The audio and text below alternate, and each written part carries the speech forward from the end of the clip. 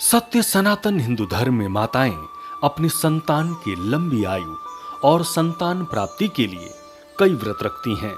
लेकिन कार्तिक मास के कृष्ण पक्ष की अष्टमी तिथि को रखे जाने वाला व्रत अत्यंत महत्वपूर्ण है। इस दिन अहोई अष्टमी का व्रत रखा जाता है। महिलाएं इस दिन विधि विधान के साथ अहोई माता की पूजा करती हैं और व्रत रखती हैं। इतना ही नहीं, इस दिन भगवान भोलेनाथ और माता पार्वती की पूजा भी की जाती है। आपको बता दें कि अहोई अष्टमी का व्रत संतान की दीर्घायु के लिए रखा जाता है। वहीं कुछ महिलाएं संतान प्राप्ति के लिए भी इस दिन व्रत रखती हैं।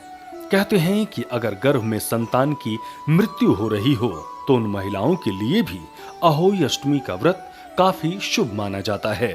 हिंदू पंचांग के अनुसार इस साल अहोई अष्टमी का व्रत 28 अक्टूबर को रखा जाएगा।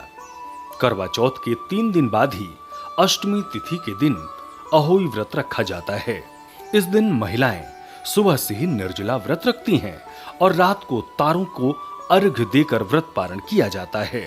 वहीं कई जगह महिलाएं इस दिन भी चांद को देखकर व्रत खोलती हैं।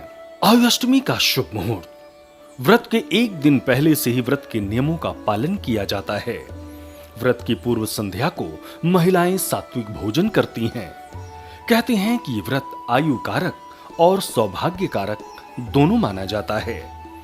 इस दिन पूजा का मुहूर्त 28 अक्टूबर 2021 को है, जो कि बृहस्पतिवार को है, और समय है 5:39 से 6:56 तक।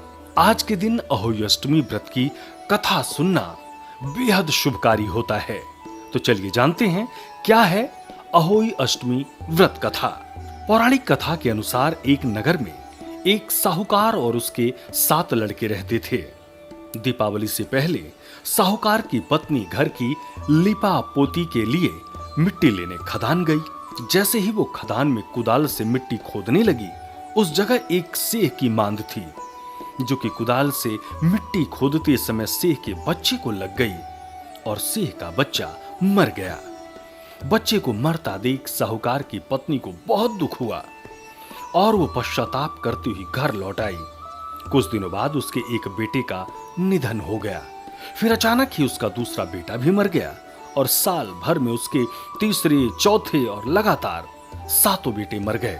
अपने बेटों के जाने के दुख में डूबी महिला ने अपने आस पड़ोस की महिलाओं को बताया कि उसने कभी भी जानबूझकर कोई पाप नहीं किया, लेकिन एक बार खदान में मिट्टी खोदते समय अनजाने में उससे एक सेह के बच्चे की हत्या हो गई थी। उसके बाद से ही मेरे 7 पुत्र मृत्यु को प्राप्त हुए। आसपास की औरतों ने साहूकार की पत्नी से कहा कि ये बात बताकर तुम्हारा आधा पाप नष्ट हो गया, और साथ ही सलाह दी कि तुम उसी अष्टमी को भगवती पार्वती की शरण लेकर सेह और सेह के बच्चों का चित्र बनाओ और उनकी आराधना करो, उनसे क्षमा याचना करो। भगवान की कृपा से तुम्हारे सभी पाप नष्ट हो जाएंगे। साहूकार की पत्नी ने ऐसा ही किया। कार्तिक मास की कृष्ण पक्ष की अष्टमी को उपवास रखा और पूजा अर्चना की। इसके बाद वो हर साल नियमित रूप से व्रत करने लगी, जिसके बाद से उसे 7 पुत्रों की प्राप्ति हुई।